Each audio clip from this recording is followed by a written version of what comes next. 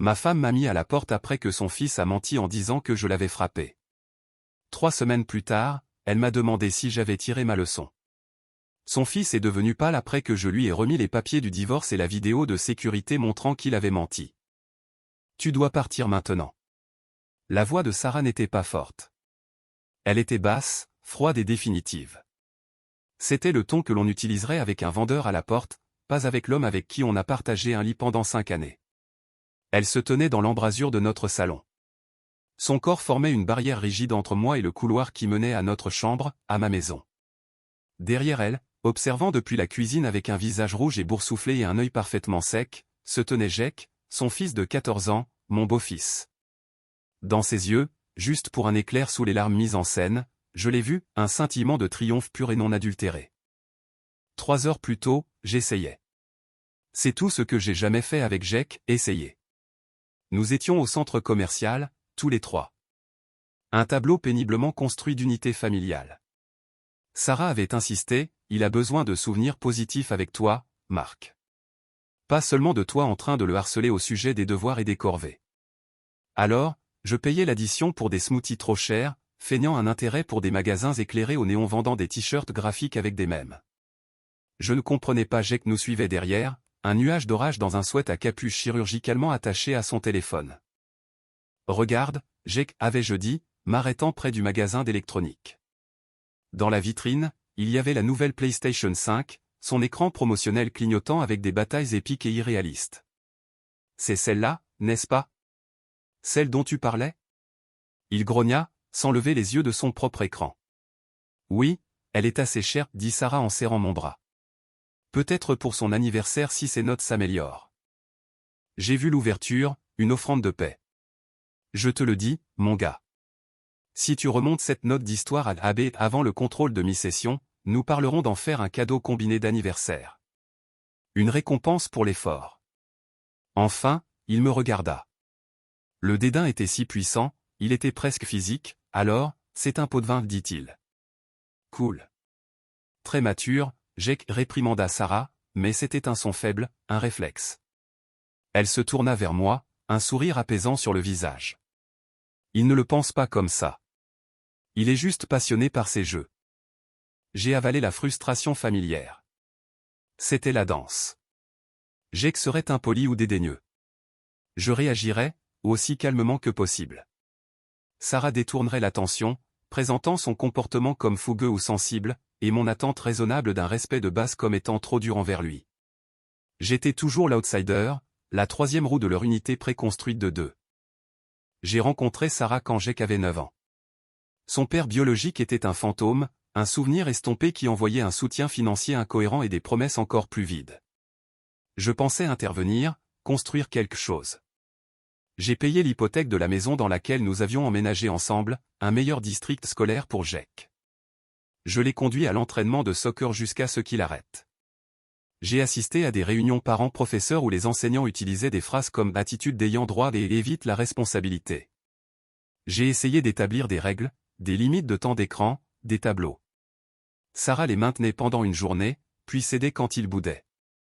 Il traverse une période difficile, murmurait-elle dans mon lit. Il a besoin de se sentir en sécurité. Je voulais qu'il se sente en sécurité. Je voulais juste aussi qu'il ne soit pas un imbécile. De retour à la maison, la tension de la sortie au centre commercial s'était installée comme un brouillard. J'étais dans la cuisine, nettoyant après le dîner que Jake avait à peine touché. Il est apparu dans l'embrasure de la porte.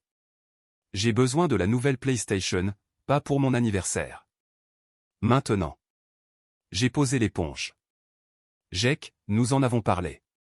L'accord était pour une grande amélioration. C'est stupide. Maman a dit que tu pouvais juste l'acheter. Elle a dit que tu gagnais assez. Un petit couteau de trahison s'est tordu. Avait-elle dit cela, me sapant à nouveau pour être le parent cool? Il ne s'agit pas seulement de l'argent, il s'agit de tenir ses engagements, les corvées, les devoirs. Pourquoi devrais-je tenir mon engagement sur un cadeau majeur sans condition? Son visage s'est assombri. Tu n'es pas mon vrai père. Tu ne peux pas me dire quoi faire. C'était une vieille arme, bien utilisée et émoussée par l'usage excessif, mais elle touchait toujours sa cible. Je suis le père qui est là, dis-je, la voix tendue, et dans cette maison, nous gagnons les choses. La réponse est non. Il me lança un regard noir, une haine dans ses yeux qui semblait bien trop ancienne pour un 14 ans. Tu vas le regretter, siffla-t-il assez bas pour que Sarah, regardant la télévision dans le salon, ne l'entende pas. J'ai ignoré cela comme du mélodrame adolescent. Va finir tes devoirs, Jake. Il monta en courant. J'ai entendu sa porte claquer. J'ai fini la vaisselle, mes mains tremblant légèrement sous l'adrénaline frustrée. Environ 20 minutes plus tard, un fracas tonitruant a retenti dans la maison. Il venait du couloir à l'étage. Le son d'un corps heurtant un mur, suivi du cliquetis de quelque chose d'encadré tombant. L'émission de Sarah s'est tue. Des pas ont martelé l'escalier. Mes pieds ont bougé avant que mon cerveau ne traite quoi que ce soit. J'ai pris l'escalier 2 marches à la fois. Sarah était accroupie dans le couloir devant la chambre de Jake. Jake était par terre, le dos contre le mur, serrant son bras gauche. Un petit cadre de plage brisé gisait sur le sol à côté de lui. Il sanglotait, de grands sanglots convaincants. Qu'est-ce qui s'est passé? La voix de Sarah était aiguë de panique. Jake leva les yeux, ses yeux nageant de larmes, et pointa un doigt tremblant directement sur moi, debout, figé en haut des escaliers. Il m'a poussé. J'ai dit qu'il n'était pas mon père et il a juste pété un câble. Il m'a attrapé et m'a jeté contre le mur. Le monde s'est rétréci en un tunnel hurlant silencieux. J'ai vu le visage de Sarah passer de l'inquiétude à un masque pâle et furieux. J'ai vu Jake enfouir son visage dans ses genoux, ses épaules tremblantes, bien que je puisse maintenant voir avec une clarté surréaliste que le bras qu'il serrait était le mauvais. Il serrait son bras droit, mais grimaçait comme si son bras gauche était blessé. Sarah, dis-je, ma voix étrangement calme dans le silence retentissant. J'étais en bas. Je viens d'arriver. Je ne l'ai pas touchée. Elle n'a même pas regardé. Elle caressait les cheveux de Jake, son dos rigide. Est-ce que tu as mal, bébé? Peux-tu le bouger? Ça fait vraiment mal, maman. Sarah. J'ai essayé à nouveau, faisant un pas en avant. Regarde-moi. Je ne le ferai jamais. Il ment. Demande-lui ce qui s'est vraiment passé. Il s'est probablement jeté contre le mur. C'est laquelle s'est retournée. Ses yeux étaient comme du silex. Mon fils, dit-elle, chaque mot un éclat de glace, ne ment pas à propos de quelque chose comme ça. Tout le monde ment à propos de quelque chose, Sarah. Surtout un enfant à qui on vient de dire non. Utilise ta tête. C'était la mauvaise chose à dire. Cela confirmait son récit. Le beau-père agressif et en colère. Je le savais, murmura-t-elle. Le murmure était plus terrifiant qu'un cri. Je savais que tu en avais du ressentiment. Toutes tes petites règles, tes critiques constantes. J'ai trouvé des excuses pour toi. Je pensais que tu essayais juste d'être un père, mais tu le détestes. Ce n'est pas vrai. J'ai passé 5 ans à essayer d'être là pour lui, pour vous deux. L'injustice était une brûlure physique dans ma poitrine, et c'est comme ça que tu me le montres. Elle cracha, se levant. Elle se positionna directement entre moi et Jake. Une protectrice, me retenant de poser la main sur lui à cause d'un jeu je ne l'ai pas touché, suppliai-je maintenant. La dignité commençait à se fissurer sous le poids stupéfiant du mensonge. Je ne veux pas entendre ça, dit-elle, sa voix retombant dans ce calme final terrifiant. Sors. Tu choisis de ne même pas m'entendre, de ne même pas demander mon point de vue. Tu prends juste la parole d'un enfant en colère contre ton mari. Il n'y a rien à entendre, dit-elle, son regard plat et dédaigneux. Fais un sac. Laisse les clés. Nous parlerons plus tard de quand tu pourras récupérer tes affaires. Elle me tourna le dos, s'agenouillant à nouveau pour s'occuper de Jake. La conversation était terminée. J'avais été jugé et condamné en moins de 60 secondes. Je suis resté là un long moment à les regarder. La femme trahie et le fils victime. Une image pathétique parfaite. Jake jeta un coup d'œil sous le bras de sa mère. Il me vit le regarder et il ne sourit pas. Il ne ricana pas. Il me regarda simplement avec un vide froid et vide. Puis il enfouit à nouveau son visage, ses sanglots reprenant avec vigueur. Ce vide a eu raison de moi. Il a éteint la dernière lueur de mon espoir, de mon combat. D'accord, dis-je. Le mot resta suspendu dans l'air, simple et totalement démoralisant pour sa position dramatique. Elle s'attendait à des cris, à des supplications, à des justifications. Elle a eu un seul murmure d'acceptation tranquille.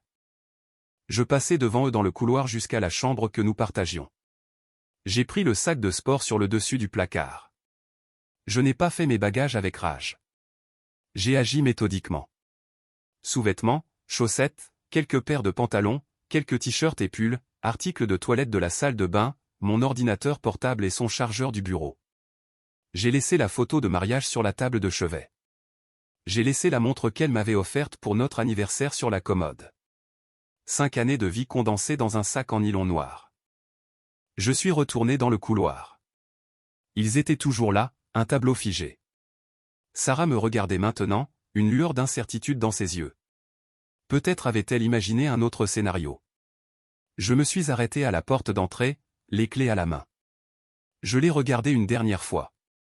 Tu devrais mettre de la glace dessus, dis-je, en hochant la tête vers le bras de Jack. Ma voix était totalement neutre. Une observation clinique. Puis j'ai posé ma clé de maison sur la petite table d'entrée. J'ai ouvert la porte, suis sorti dans l'air frais du soir, et l'ai doucement refermée derrière moi. Le clic du loquet fut le son le plus fort que j'ai jamais entendu. Je me suis assis dans ma voiture dans l'allée pendant 10 minutes complètes. Sans pleurer, sans frapper le volant, juste en respirant. La maison semblait la même. Une lumière chaude brillait de la fenêtre du salon. Ma maison. Notre maison dont je venais d'être banni de façon permanente sur la base du mensonge d'un enfant et du refus d'une femme de me voir. J'ai démarré la voiture et je suis parti. Je ne savais pas où aller. J'ai fini dans un hôtel économique générique au bord de l'autoroute. La chambre sentait la cigarette froide et le produit de nettoyage industriel. J'ai laissé tomber mon sac par terre, me suis assis sur le bord du lit raide et j'ai fixé le mur beige. L'injustice n'était pas une vague. C'était une marée montante lente, froide et suffocante. Il ne s'agissait pas seulement du mensonge. Il s'agissait de sa croyance instantanée et totale en celui-ci. Cela signifiait que, dans une partie profonde et inavouée d'elle-même, elle avait déjà cru que j'en étais capable. J'étais en probation dans mon propre mariage, et je ne l'ai jamais su. L'amour que j'avais donné, la stabilité que j'avais fournie, la patience que j'avais pratiquée, tout cela était conditionnel. Cela pouvait être annulé par l'accusation larmoyante d'un adolescent plein de ressentiment. Dans le silence profond de cette chambre laide, un interrupteur a basculé. La douleur n'a pas disparu, mais elle a été compartimentée, mise dans une boîte verrouillée. À sa place est venue une clarté froide et nette. C'était fini. Je me suis allongé sur le couvre-lit rêche, fixant le carreau de plafond taché d'eau. La première pensée non sollicitée n'était pas celle de la perte, mais celle d'un détail banal. La petite caméra de sécurité discrète que j'avais installée sous l'avant-toit près de la porte d'entrée l'année dernière après une vague de vol de colis. Elle était activée par le mouvement. Elle enregistrait la vidéo et l'audio sur un serveur cloud. Elle était orientée vers l'allée avant, mais son microphone était sensible. La fenêtre du salon était juste là. Le couloir où Jake avait mis en scène son accident était juste à l'intérieur, non visible par l'œil de la caméra, mais le son portait. Je n'ai pas bougé pour vérifier. Pas encore. Laissez la nuit s'installer. Laissez la nouvelle vérité terrible de ma vie se solidifier. J'ai fermé les yeux. La dernière chose que j'ai vue était le visage de Jake dans ce couloir. Pas le masque pleurant, mais le regard froid et vide qui est venu après. Il pensait avoir gagné. Il n'avait aucune idée de ce qu'il venait de commencer. La chambre d'hôtel était une tombe de beige et d'errance. Je n'ai pas pleuré. Je n'ai rien cassé. Le choc était trop profond, trop absolu pour laisser place à autre chose qu'un silence creux et retentissant. Je me suis juste assis là sur le bord du lit et j'ai laissé la réalité m'envahir comme du ciment froid. Ce n'était pas le mensonge qui me tuait. C'était le prélude. Les 5 années passées à marcher sur des œufs, chaque désaccord avec Jake devenant un référendum sur mon engagement. La façon dont Sarah disait de mon fils quand elle le défendait, et notre famille seulement quand elle avait besoin de quelque chose de moi. Le grand livre des contes que j'avais gardé dans ma tête. Pas par ressentiment, mais par un espoir désespéré que si je contribuais assez, l'hypothèque, les vacances, le fonds universitaire que j'avais commencé, j'obtiendrais enfin le titre de père. Pas seulement le mari de maman. J'étais un locataire dans ma propre vie. Un locataire utile et payant qui fournissait la stabilité, mais un locataire néanmoins, et les locataires peuvent être expulsés sans motif valable. Mon téléphone a vibré sur la table de chevet. Un SMS de Sarah. Sarah, 21h47. J'espère que tu reçois l'aide dont tu as besoin. Ce que tu as fait est inacceptable. Jake est terrifié. J'ai fixé les mots. Ce que tu as fait, pas ce qui se serait prétendument passé. Pas, nous devons en discuter. Un verdict rendu par SMS. Je n'ai pas répondu. Qui avait-il à dire? Je ne l'ai pas fait. Elle avait déjà choisi de ne pas croire que toute protestation serait filtrée à travers son nouveau prisme terrifiant de moi comme une menace violente. Un second SMS a suivi 1 heure plus tard. Sarah, 22h53. Nous changerons les serrures demain pour notre sécurité. Tu pourras t'arranger avec moi pour récupérer le reste de tes affaires quand je serai à la maison. Je devrais superviser. Notre sécurité. Superviser. Le langage était délibéré, légaliste, me dépeignant comme un intrus dangereux. C'était la femme qui s'était endormie sur ma poitrine il y a 1 semaine. Maintenant, elle construisait un dossier. Mon cœur, qui était engourdi, a donné un seul battement dur d'agonie pure. Puis il s'est à nouveau immobilisé. J'ai éteint mon téléphone. Le silence est revenu, plus profond maintenant. Le lendemain matin, la lumière du soleil filtrait à travers les interstices des rideaux bon marché, révélant la chambre de motel poussiéreuse dans toute sa gloire pathétique. Le chagrin était toujours là, un poids de plomb dans mes entrailles. Mais par-dessus, il y avait autre chose maintenant. Une concentration nette et claire. Un manuel d'utilisation pour le démantèlement d'une vie. J'ai allumé mon téléphone. Il a vibré avec quelques SMS supplémentaires, des variations sur son thème d'hier soir, s'intensifiant légèrement dans leur suffisance. Je les ai ignorés. J'ai ouvert mes contacts et j'ai fait défiler au-delà de Sarah jusqu'à un nom auquel je n'avais jamais pensé avoir besoin. David Chain, avocat, un ami d'université qui était devenu avocat spécialisé en droit de la famille. Nous jouions au golf 2 fois par an. La dernière fois, il avait plaisanté, « J'espère que tu n'auras jamais besoin de mes vrais services, mon pote. » Je l'ai appelé. Cela est allé à la messagerie vocale. Je n'ai pas laissé de message. Ce n'était pas une conversation par messagerie vocale. Je me suis habillé. Je suis allé dans un dîner au bout de la route et j'ai mangé un petit déjeuner sans goût, forçant la nourriture à descendre. J'avais besoin de carburant, pas de réconfort. À 9h01, mon téléphone a sonné. David? Marc, tout va bien? Il semblait inquiet. Je n'appelais jamais un matin de semaine.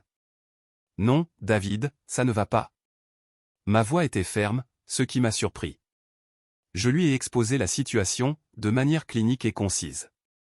L'accusation, l'expulsion immédiate, les SMS concernant les serrures et la supervision. Je n'ai pas embelli. Je ne me suis pas défoulé. J'ai énoncé des faits. Il a écouté dans un silence professionnel.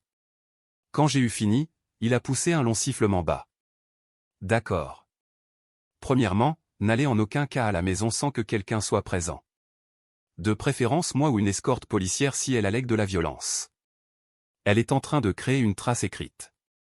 Vous devez faire de même. Compris? Deuxièmement. Des preuves? SMS, email, témoin. J'ai failli rire. Le seul témoin est son fils, qui est l'accusateur, et elle qui le croit. Et la maison elle-même? Vous avez dit qu'il prétendait que vous l'aviez poussé contre le mur. Des dommages? Quelque chose d'incohérent avec son histoire? Le mur, le cadre, la caméra. J'ai installé une caméra de sécurité l'année dernière, dis-je, les mots sonnant étranges dans ma bouche. Porte d'entrée. Elle a de l'audio. Le ton de David est passé instantanément de prudent à vivement intéressé. Est-ce qu'elle couvre l'endroit où cela s'est passé? Non, c'est à l'extérieur. Mais la fenêtre du salon était ouverte. Le couloir est juste à l'intérieur. Vous pourriez tout entendre. Marc, dit David, sa voix délibérée. Écoutez-moi. Ne lui parlez pas de la caméra. N'en parlez pas, accédez aux séquences. Sauvegardez-les dans au moins 3 endroits distincts, le cloud, un disque externe, votre ordinateur portable. Puis rappelez-moi. Faites-le maintenant. J'ai conduit jusqu'à une bibliothèque, j'ai trouvé un coin tranquille et j'ai ouvert mon ordinateur portable. Mes mains étaient parfaitement stables. C'était une tâche technique, un problème à résoudre. Je me suis connecté au service cloud sécurisé du système de sécurité à domicile. L'interface était simple. Une chronologie des enregistrements activés par le mouvement. J'ai fait défiler jusqu'à hier soir. Là, un fichier de 4 minutes déclenché à 19h14, juste au moment de l'incident. J'ai mis mes écouteurs et j'ai cliqué sur jouer. La vidéo montrait l'allée avant vide, le porche éclairé projetant de longues ombres. L'audio était clair au début, juste des sons de voisinage ambiant. Puis le son étouffé et lointain de la télévision de l'émission de Sarah à l'intérieur. Une voiture est passée. Puis clair comme du cristal, ma propre voix levait mes pas criardes, filtrée par la fenêtre ouverte. Dans cette maison, nous gagnons les choses. La réponse est non. Une pause. Puis la voix de Jake, venimeuse et proche, tu vas le regretter. Un claquement de porte. Les bruits banals de la maison pendant quelques minutes. La télévision. Un cliquetis lointain de vaisselle. Moi dans la cuisine. Puis le fracas. C'était fort même à travers le microphone. Le bruit violent de l'impact. Le bruit brutal du verre. Cela m'a fait sursauter. La voix de Sarah, aiguë et distante, qu'est-ce qui s'est passé? Des pas qui couraient. Puis la voix de Jake. Mais elle était différente maintenant. C'était une performance parfaite de douleur et de peur. Mais en écoutant avec une concentration détachée, j'ai entendu l'acteur en dessous. La légère pause calculée dans la respiration. Il m'a poussé. J'ai dit qu'il n'était pas mon père et il a juste pété un câble. Il m'a attrapé et m'a jeté contre le mur. Ma propre voix suppliante, Sarah, j'étais en bas. Je viens d'arriver. Je ne l'ai pas touché. La dispute qui a suivi s'est déroulée exactement comme je m'en souvenais, mais l'entendre de cette perspective désincarnée était surréel. La certitude froide de Sarah, ma désescalade croissante, son édit final condamnant, sort. Puis les sons de moi bougeant, faisant mes valises. Un long silence après le clic de la porte d'entrée. Et puis le son le plus clair de tous. La voix de Sarah, plus douce maintenant, apaisante. Tout va bien, bébé. Il est parti. Tu es en sécurité. Et la voix de Jake. Toutes les larmes avaient disparu, remplacées par un ton plat et maussade. Mon bras ne me fait même pas si mal. Est-ce que je peux toujours avoir la PlayStation? Une pause de silence de la part de Sarah. Puis, pas de colère, pas d'horreur, mais un soupir fatigué, presque amusé. Nous verrons, chérie. Passons d'abord ça. J'ai arrêté l'enregistrement. Je suis resté très immobile dans le coin de la bibliothèque. Les lumières fluorescentes bourdonnaient au-dessus. Un étudiant toussa à quelques rangées. Le monde était normal, et sur mon écran se trouvait la preuve numérique que mon mariage n'était qu'une fragile illusion, brisée non pas par une poussée, mais par un soupir de conformité lasse. Il n'y avait pas de rage. Il n'y avait pas de justification. Il n'y avait qu'une tristesse vaste et sans fin et, en dessous, la base de cette nouvelle clarté froide. J'ai fait ce que David a dit. J'ai téléchargé le fichier. Je l'ai sauvegardé sur le disque dur de mon ordinateur portable, sur une clé USB que j'ai achetée à la pharmacie, et sur un nouveau dossier cloud privé. Je l'ai méticuleusement intitulé « Audio Évidence 14-07 ». Puis j'ai rappelé David. Je l'ai dit l'audio, il est là. Sa menace, le fracas, la fausse accusation, sa réaction, et une conversation après mon départ où il admet que ça ne fait pas mal et demande la console de jeu. David est resté silencieux un instant. Marc, c'est une balle d'argent. C'est au-delà d'une balle d'argent. C'est tout l'arsenal. Voulez-vous que je l'écoute? Non, dis-je. Je fais confiance à ton jugement. Quoi ensuite? Que veux-tu? Demanda-t-il, sa voix d'avocat s'adoucissant un instant, remplacée par l'inquiétude de mon ami. J'ai regardé par la fenêtre de la bibliothèque sur la rue ordinaire. Je veux sortir complètement, proprement, et le plus rapidement possible. Je ne veux pas de la maison. Je veux mon équité. Je veux mes affaires personnelles. Je ne veux aucun contact futur. Alors nous demandons le divorce. Différence irréconciliable. Nous ne commençons pas par l'audio. Nous la laissons croire que son récit est toujours celui en cours. Cela nous donne l'avantage stratégique. Elle change les serrures aujourd'hui, dis-je. Notez. Nous ajouterons l'expulsion illégale au dossier. Cela renforce votre position pour le partage des biens. Je ferai rédiger les papiers. Nous les déposerons, mais nous ne la notifierons pas immédiatement. Pourquoi pas? Un petit sourire dur fut audible dans sa voix. Parce que les gens qui croient avoir raison et qui croient que vous êtes vaincu révèlent souvent leur vrai jeu. Ils deviennent arrogants. Ils montrent leurs cartes. Laissez-la rester dans sa certitude un petit moment. Laissez-la s'engager dans son histoire. Quand l'audio sortira, il ne fera pas que la démentir. Il exposera tout le charabia. Il montrera au tribunal et à tous les amis communs sa mauvaise foi fondamentale. C'était froid. C'était calculé. C'était exactement ce dont j'avais besoin. Fais-le, dis-je.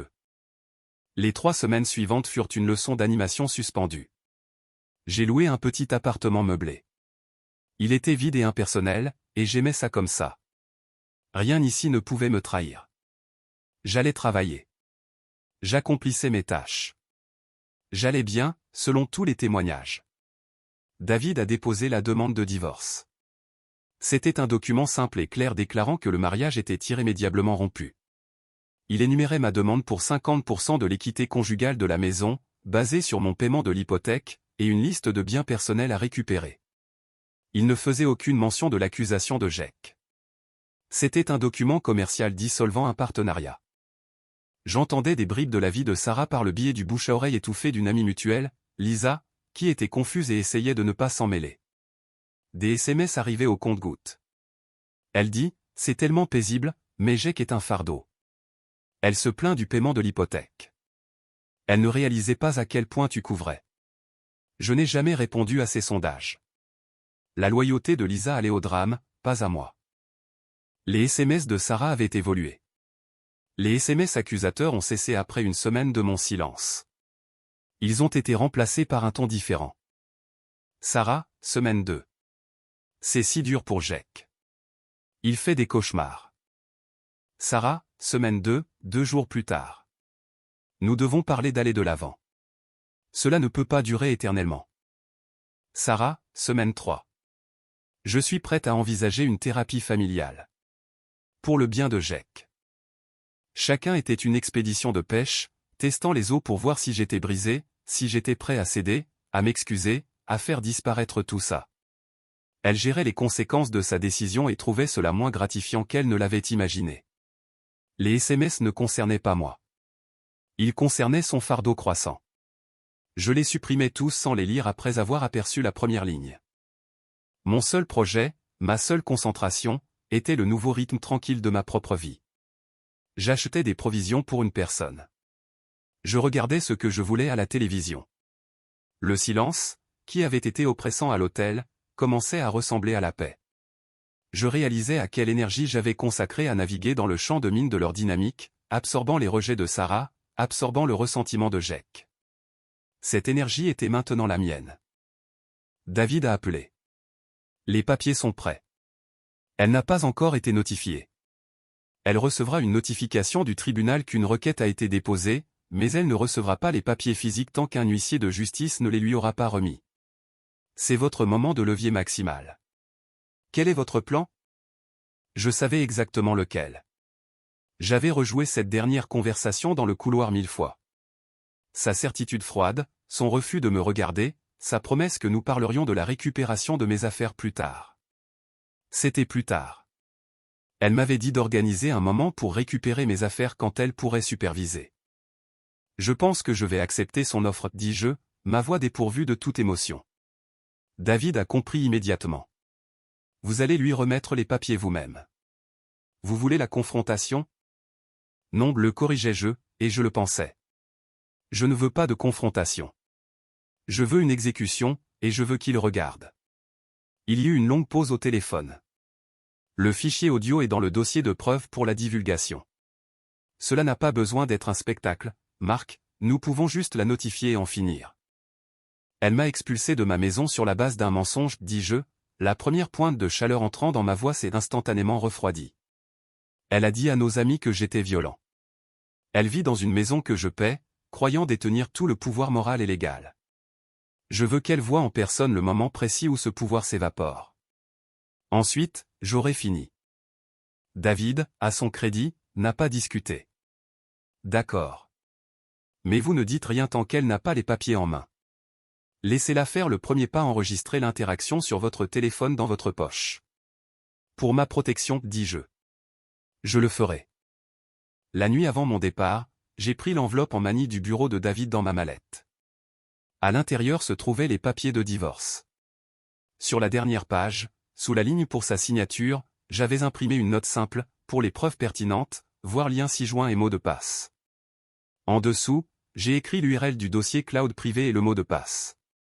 La date de mon expulsion formatée comme elle l'avait dit, par maintenant.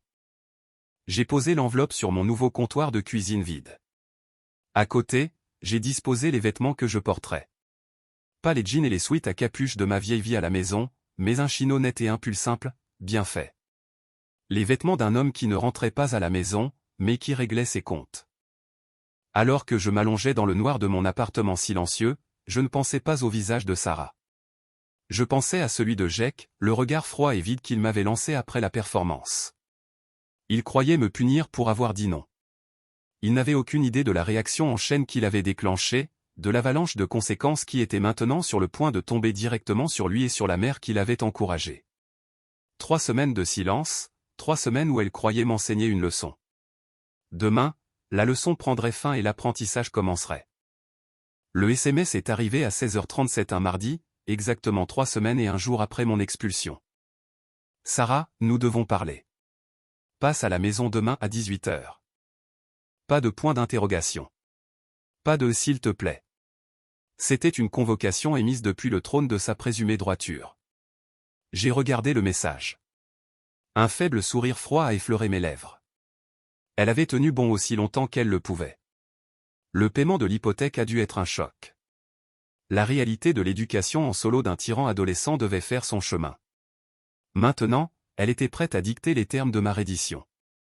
Je n'ai pas répondu. Le silence avait été mon langage pendant 3 semaines, et je ne voyais aucune raison de le briser. Maintenant, laissez-la s'interroger. Laissez-la supposer ma conformité. Le soir suivant, je me suis habillé soigneusement avec les vêtements que j'avais préparés. Chino anthracite, pull en cachemire marine, bottes cirées mais pas agressives. J'avais l'air soigné, réussi, et totalement détaché. J'ai pris l'enveloppe en manie sur mon comptoir. Elle semblait légère dans ma main, une plume portant le poids d'une illusion de 5 ans. Je suis arrivé à 17h58. Notre maison. La lumière du porche était allumée. La pelouse était légèrement envahie. Un seul sac de poubelle mou se trouvait près du trottoir, en retard pour la collecte. Petit détail de décomposition. Je n'ai pas sonné. Je n'ai pas utilisé ma clé. Elle était inutile maintenant. Je me suis tenu sur le seuil et j'ai attendu. À 18h02, la porte s'est ouverte. Sarah se tenait là, les bras croisés sur sa poitrine. Elle était vêtue d'un pantalon de yoga et d'un vieux sweatshirt que j'avais réclamé pour les jours de farniente. Ses cheveux étaient en chignon désordonné. Elle avait l'air fatiguée, mais son expression était de l'acier cultivé pur. « Tu es en retard, dit-elle, sans bouger de l'embrasure de la porte. »« Je suis là, répondis-je, ma voix neutre. »« Tu voulais parler. » Elle me regarda de haut en bas, une lueur de confusion dans ses yeux. Je n'avais pas l'air d'un homme brisé mendiant des miettes. J'avais l'air d'un invité, et d'un invité peu impressionné de surcroît. Cela a fait dérailler son scénario. « Entre, dit-elle finalement, reculant avec une réticence évidente. La maison sentait différemment, moins le linge propre et les repas que j'avais l'habitude de cuisiner, plus le pop-corn micro-ondes et une vague odeur de saleté. Le salon était en désordre avec les affaires de Jake éparpillées. Elle ne m'a pas invité à m'asseoir. Nous nous sommes tenus dans l'espace entre le canapé et la télévision où nous nous blottissions autrefois pour regarder des films. Jake se tenait dans l'embrasure de la cuisine, un spectateur silencieux. Il était plus pâle que je ne m'en souvenais, ses yeux vigilants. L'éclat triomphant avait disparu, remplacé par une énergie nerveuse et maussade. Sarah a pris une profonde inspiration, rassemblant sa magnanimité répétée. « J'espère que ces semaines vous ont donné le temps de réfléchir, commença-t-elle, son ton celui d'une directrice s'adressant à un élève en difficulté. de réfléchir à votre colère et à ce qu'elle vous a presque coûté. J'ai dit, rien. Je l'ai juste regardé. J'ai qu'à traverser beaucoup de choses, continua-t-elle, gagnant en confiance grâce à mon silence. Le traumatisme, la peur, mais c'est un garçon résilient et indulgent. J'ai jeté un coup d'œil à Jake. Il regarda le sol, déplaçant son poids. « Qu'est-ce que tu veux, Sarah ?» demandai-je, coupant court à la performance. Elle cligna des yeux, surprise par la franchise.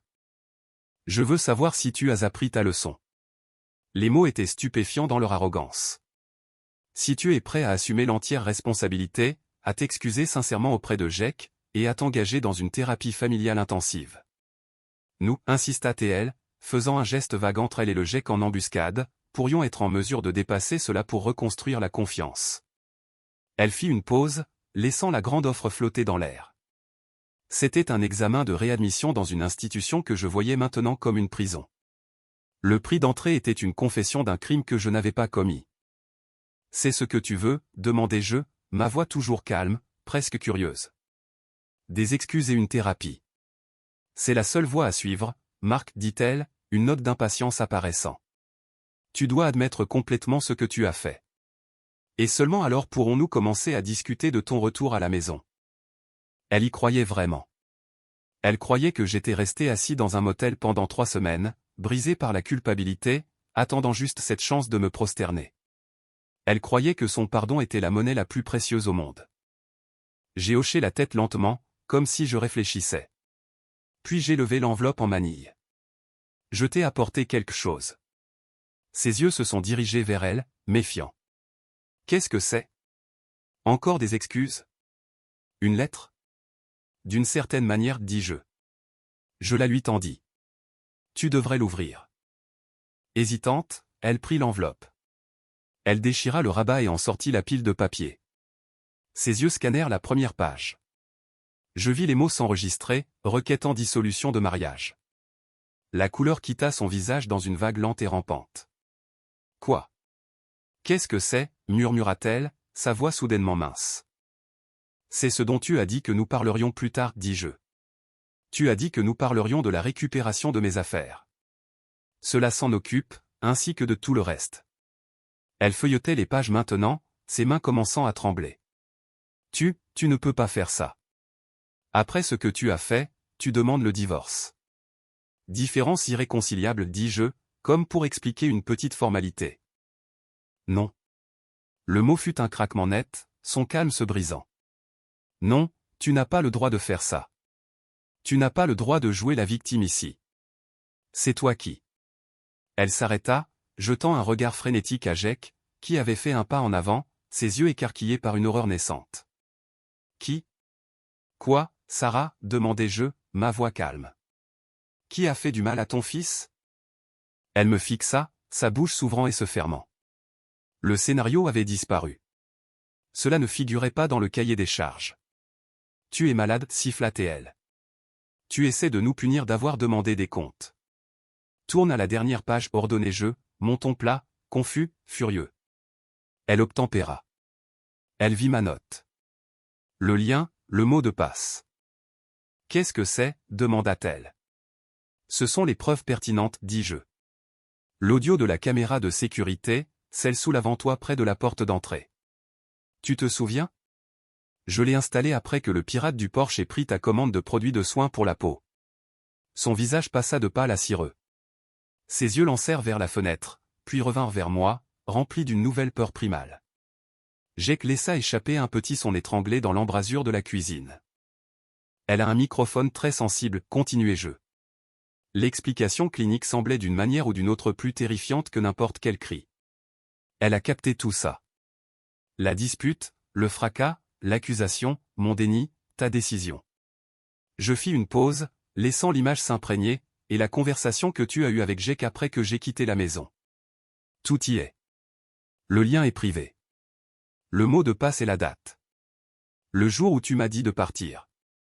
Le téléphone de Sarah glissa de ses doigts engourdis et tomba par terre. Elle ne regardait plus les papiers. Elle me fixait, voyant l'abîme de son erreur catastrophique. Jake trouva sa voix, un gémissement adolescent paniqué. Maman, il ment. Il bluffe. Mais Sarah ne l'écoutait pas. Elle me regardait. Et pour la première fois, elle me voyait vraiment. Pas le beau-père en colère de son récit, mais l'homme qu'elle avait trahi avec une certitude absolue et désinvolte. L'homme qui était maintenant un adversaire, armé de la vérité. Tu nous as enregistrés, souffla-t-elle. L'accusation se transformant en arme. Elle essaya de se retourner contre moi. J'ai enregistré ma propriété, corrigez-je pour la sécurité. Il semble qu'elle ait rempli sa fonction. Le barrage céda. La colère juste de Sarah s'effondra en une désespérance frénétique et désordonnée. La performance était terminée. Le public, moi, n'achetait plus de billets. Marc, s'il te plaît, halta-t-elle, faisant un pas vers moi, ses mains se levant dans un geste de supplication. Les papiers du divorce volèrent au sol. Tu dois comprendre, c'est juste un garçon. Il avait peur. Il ne savait pas ce qu'il faisait. Je n'ai pas bougé. Je la regardais s'effondrer. Il savait exactement ce qu'il faisait, dis-je, mon regard se déplaçant vers Jake. Il avait l'air d'être sur le point de vomir. Il savait que tu le croirais. Et tu avais raison.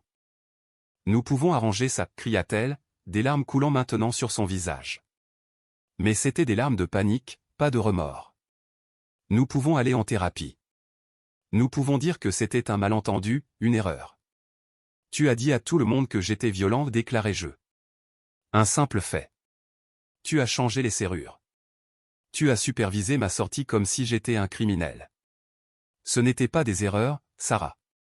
C'étaient des choix. Ceci, dis-je, hochant la tête vers les papiers par terre, est une conséquence. Sa désespérance se mua en quelque chose de plus laid. La peur dans ses yeux s'enflamma en fureur. Tu vas nous ruiner pour un mensonge d'enfant. Tu vas prendre ton argent et t'enfuir et nous laisser sans rien. Je réclame mon équité dans la maison conjugale, dis-je, ma voix ne s'élevant jamais. La maison pour laquelle je paie l'hypothèque depuis 5 ans. Le reste est décrit dans la requête. Mon avocat détient le fichier audio original. Un analyste légiste a confirmé son authenticité. Il sera présenté comme preuve. Il a tendance à infirmer vos allégations de violence domestique, ce qui, m'a-t-on conseillé, aurait pu impacter significativement le règlement du divorce. Considérez ceci comme le résultat le plus propre possible pour vous. Chaque terme légal clinique était un clou dans le cercueil de notre vie commune. Je parlais une langue qu'elle ne pouvait pas manipuler depuis une position qu'elle ne pouvait plus atteindre. Elle me regarda, la poitrine haletante.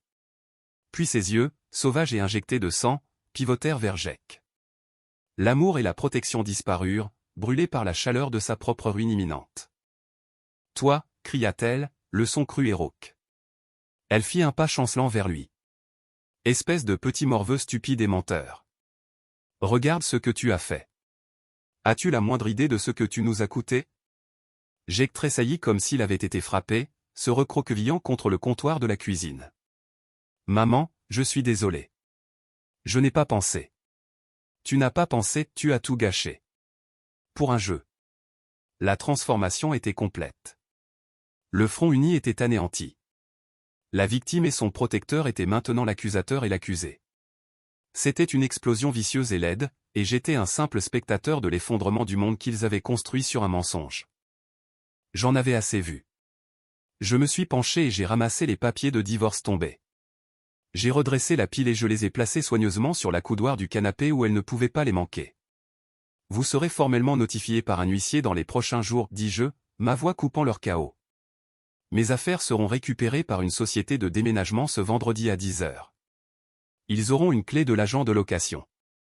Ne soyez pas là. Sarah se retourna brusquement vers moi. Son visage était un masque de rage et de terreur maculé de larmes. Tu ne peux pas. Tu ne peux pas simplement abandonner ta famille. Nous avons besoin de toi. L'hypocrisie était si époustouflante. C'était presque beau. Tu as mis fin à cette famille il y a 3 semaines, Sarah, dis-je, et pour la première fois, un soupçon d'émotion finale hélas colora mes paroles. Pas de colère, pas de douleur, juste une vérité profonde et irrévocable.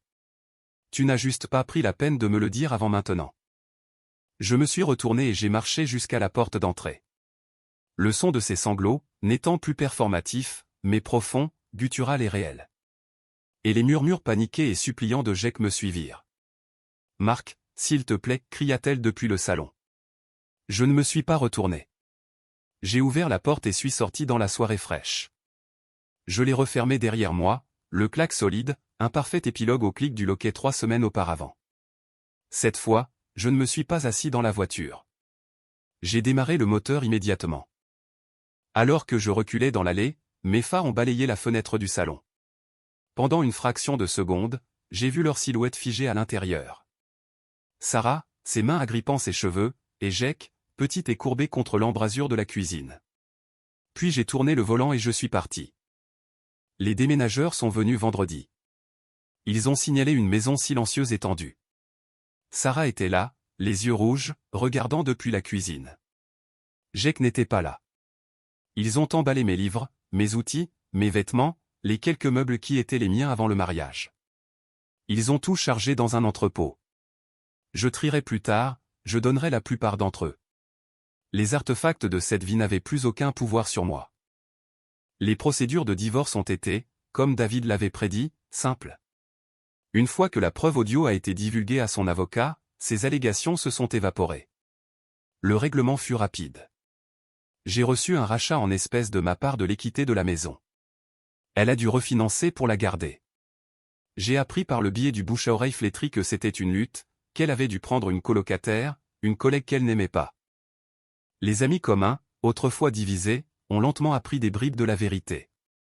Pas de moi. Je n'en ai jamais parlé. Mais les histoires ont une façon de fuiter.